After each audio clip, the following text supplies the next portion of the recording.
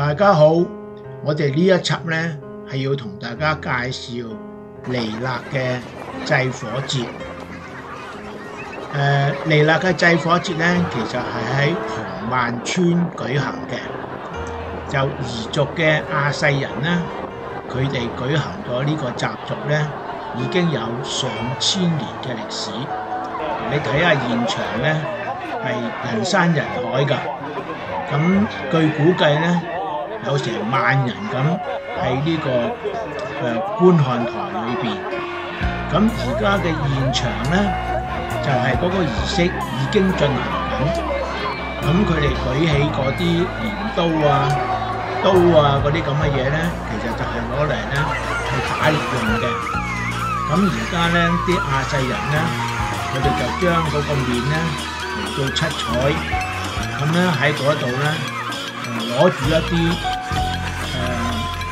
打獵嘅武器，然後咧就到巡遊嘅。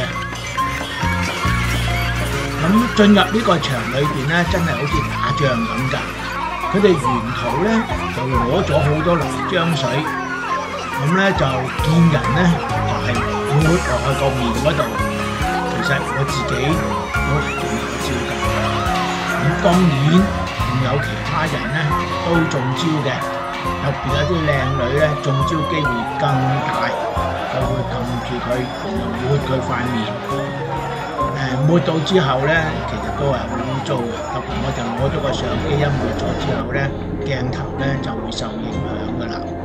咁佢哋喺呢度跳到呢度咧，咁咧開始咧佢哋就已經燒着火，一陣間咧準備咧同觀眾一齊狂歡，所以呢個節日呢，又叫做東方狂歡節。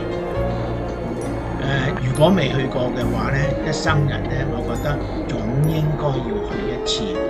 呢個地方係非常之奇特，不過你去嘅時候呢，都要小心。咁講到呢度呢，就講完啦，拜拜。